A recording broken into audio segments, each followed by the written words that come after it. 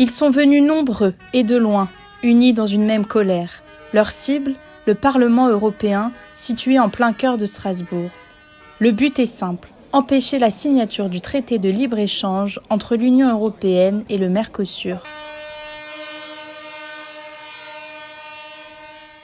Un accord qui, selon les agriculteurs, met en péril l'agriculture française, comme nous l'explique Johanna, 22 ans, agricultrice près de Strasbourg.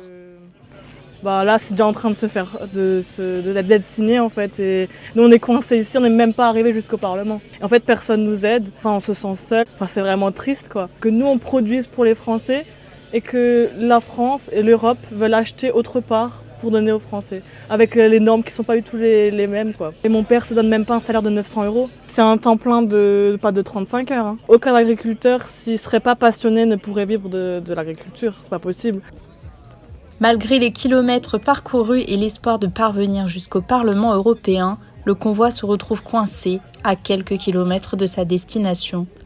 Les agriculteurs dénoncent un manque de reconnaissance de leur métier. Cyril, président de la coopération rurale de la Côte d'Or, partage ses revendications. Jamais violente, la violence ne sert à rien. Aujourd'hui, il faut discuter et on ne cherche pas à faire de la violence. Nous, ce qu'on veut, c'est nous se faire entendre. Aujourd'hui, on a le plus beau métier du monde où on gagne plus notre vie pour nourrir et on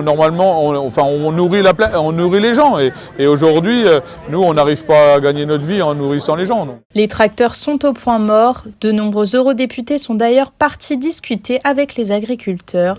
C'est le cas de Manon Aubry qui a appelé le préfet pour négocier une rencontre devant le Parlement.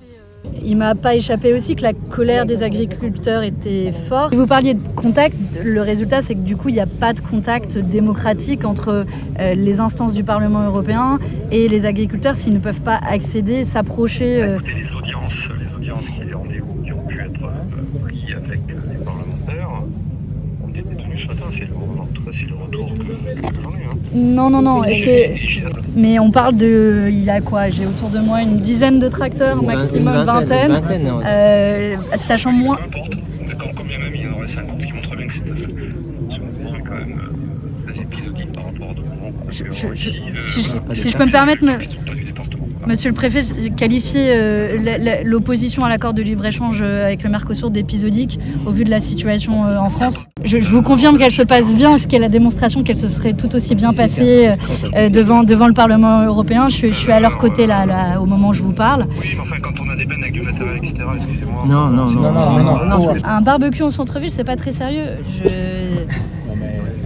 On parle d'une mobilisation d'agriculteurs qui sont venus, ils m'ont donné une pomme, j'ai une pomme en main.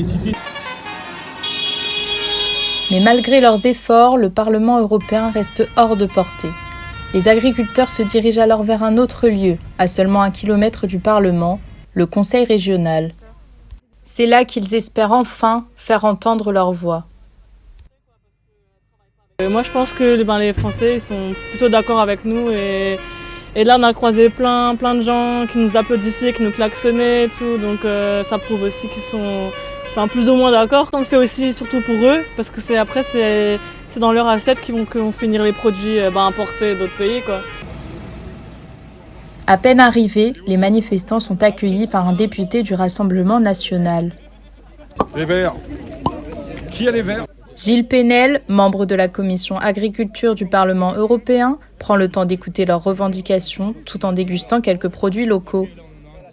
Pour nous, c'est une catastrophe pour l'agriculture française. Si ce traité est signé, nous allons devoir importer des quantités considérables de viande bovine, de volaille, de sucre, et qui vont concurrencer les produits de notre agriculture. En plus, c'est ça qui est d'autant plus scandaleux, que dans le même temps, ces produits ne respectent pas les normes qu'on impose aux agriculteurs français. C'est-à-dire qu'à eux, on leur interdit un certain nombre de choses, et aux Brésiliens, aux Argentins, ils ont le droit de faire des hormones de croissance, ils ont le droit de nourrir les bêtes à l'OGM, et on va importer ça. C'est-à-dire que ce qui est interdit dans l'Union européenne va l'importer du Mercosur. Et ça c'est inacceptable.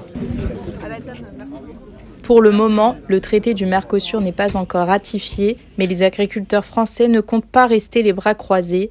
D'autres manifestations sont déjà annoncées à travers tout le pays.